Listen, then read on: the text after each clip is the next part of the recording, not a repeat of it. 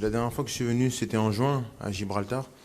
J'avais annoncé dès ma première prise de parole que j'allais pas venir à toutes les conférences de presse. J'avais aussi annoncé que, voilà, du fait du rôle d'Antoine et de son expérience, j'étais pas son supérieur hiérarchique, donc j'ai fait les 3 premières confs. Antoine a fait les 3 suivantes et j'ai dit aussi que on allait laisser la porte ouverte à des nouveaux leaders. Mike Maignan est venu, le nouveau gardien titulaire, et Aurélien Tchouaméni est venu. Donc maintenant, c'est mon tour de revenir. Le coach m'a dit de revenir et je fais ce qu'il me dit. Non, c'est vraiment une volonté de vraiment partager le leadership.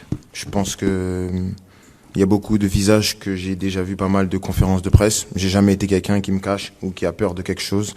J'ai toujours assumé. J'ai envoyé ma lettre. Je suis venu une semaine après à Gibraltar. Sur 11 questions, j'ai eu 9 questions sur le PSG, une sur les Jeux Olympiques et une sur le match de Gibraltar parce que je l'ai demandé. Donc j'ai pas peur de venir ici, c'est juste que voilà, dans l'équipe de France, c'est pas mon équipe. J'ai déjà dit que l'équipe de France elle appartient à personne. Donc on est tous au service de cette équipe et il y a plusieurs leaders dans cette équipe. J'en fais partie et c'est pour ça que je suis là aujourd'hui. Pour les JO, bien sûr, j'ai toujours voulu jouer les Jeux Olympiques. Maintenant, c'est pas moi qui décide. Voilà, c'est mon employeur qui décide. Ce sera un plaisir de les jouer, mais voilà, le dernier mot revient à mon employeur. Si mon employeur veut pas que je les fasse, je les ferai pas et ce sera pas un problème. Mais j'aimerais les jouer, bien sûr. Et est-ce que vous avez envie de rester à Paris ? C'est absolument pas l'actualité de l'équipe de France. Je suis venu ici en tant que capitaine de l'équipe de France et j'aimerais le rester pour les 10 jours qui viennent. Si vous avez cette question et qu'elle vous tient à cœur, il faut venir au campus et me la poser et j'y répondrai si je suis appelé à venir en conférence de presse.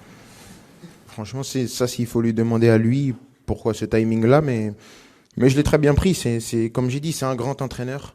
Je sais qu'il a beaucoup à m'apporter, beaucoup à m'apprendre. Comme j'ai dit, je suis à un moment de ma carrière où j'ai vraiment envie d'élargir ma palette, d'être un joueur complet.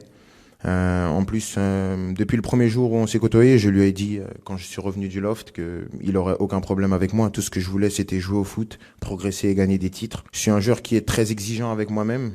Et si je retrouve cette exigence avec mon entraîneur, je suis très content parce que je sais que ça va m'emmener très très haut.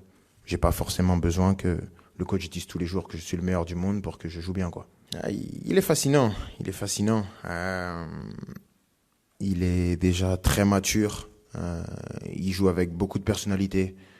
C'est un peu ces milieux de terrain modernes qui n'ont pas peur de prendre le ballon, avancer avec le ballon, faire gagner des mètres à son équipe. Dans l'impact aussi, il est là, il répond présent. Pour l'instant, tout se passe très bien pour lui.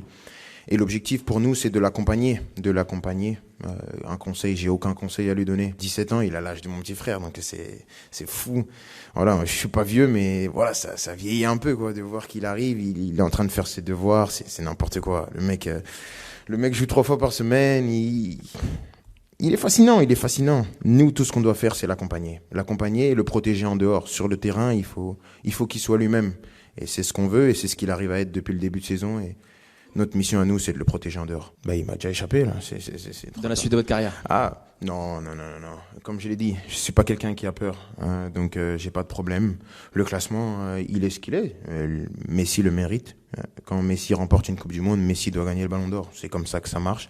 C'est l'un des meilleurs joueurs de l'histoire, si ce n'est le meilleur. Donc, quand tu gagnes la Coupe du Monde, le 18 au soir, je savais qu'il avait gagné la Coupe du Monde et le Ballon d'Or, et tout le monde le savait.